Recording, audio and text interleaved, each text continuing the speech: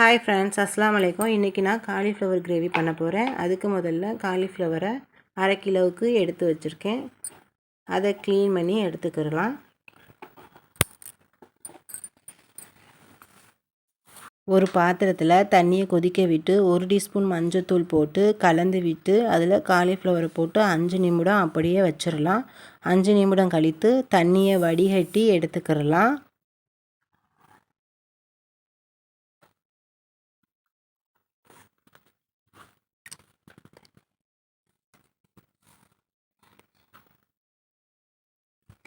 Cauliflower gravy செய்ய தேவையான பொருள்: 2 தக்காளி, 2 வெங்காயம், கொஞ்சம் கொத்தமல்லி, 4 மிளகாய், 1 பட்டை, 1 பிரியாணி இலை, 2 ஏலக்காய், 3 கிராம்பு, அதுக்கப்புறம் கொஞ்சம் முந்திரி, கரம் மசாலா, மிளகுத்தூள், கொஞ்சம் மஞ்சத்தூள், மிளகாய்த்தூள், சிக்கன் 65 மசாலா, தேவையான உப்பு.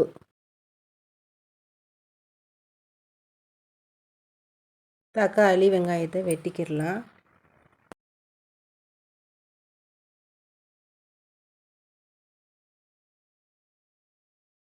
அதுக்கப்புறம் ஒரு பாத்திரத்தில் 2 டீஸ்பூன் எண்ணெய் ஊற்றி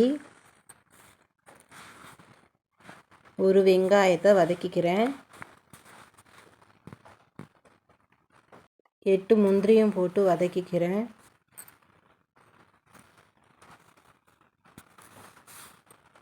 அதை மிக்ஸி ஜாரில் போட்டு 2 தக்காளியும் சேர்த்து அரைச்சி எடுத்துக்கிடலாம்.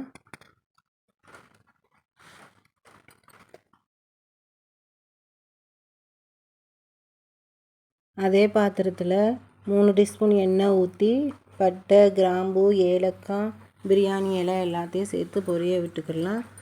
அதுக்கப்புறம் வெங்காயத்தையும் போட்டு வதக்கிக்கிடலாம். வெங்காயம் வதங்கினோடனே அரைச்சி வச்ச பேஸ்ட்டை போட்டு வதக்கிக்கிடலாம். நல்லா பச்சை வாசனை போகிறதுக்கும் வதக்கிக்கிடலாம். 2 டீஸ்பூன் இஞ்சி பூண்டு பேஸ்ட்டு போட்டு அதையும் பச்சை வாசனை போகிற அளவுக்கு வதக்கிக்கிடலாம்.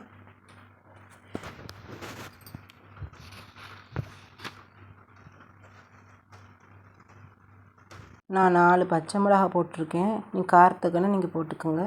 1 டீஸ்பூன் மிளகாய்த்தூள், 1/2 டீஸ்பூன் மஞ்சள்தூள், 1/2 டீஸ்பூன் கரம் மசாலா, 1/4 டீஸ்பூன் மிளகுத்தூள், 2 டீஸ்பூன் சிக்கன் 65 மசாலா போட்டு நல்லா வதக்கி விடலாம்.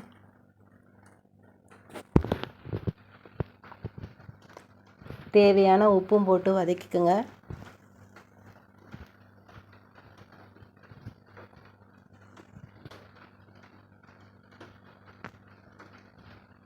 நல்லா கிரேவி நல்லா செவந்து வந்துருச்சு. காலிஃப்ளவரை போட்டு நல்லா கலந்து விடலாம்.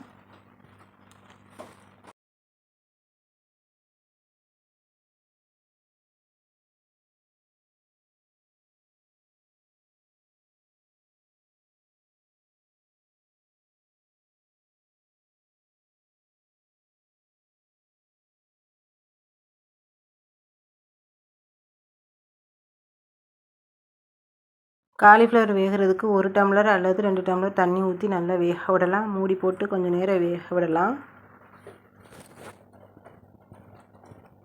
இப்போ கிரேவி ரெடியாகி வந்துருச்சு. இப்போ கொஞ்சோண்டு கொத்தமல்லி போட்டு கலந்து விட்டுக்கிடலாம்.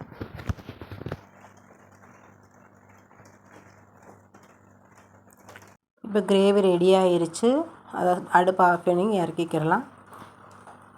இந்த வீடியோ உங்களுக்கு பிடிச்சிருந்தா ட்ரீம்ஸ் vlog-ஐ சப்ஸ்கிரைப் பண்ணுங்கள்.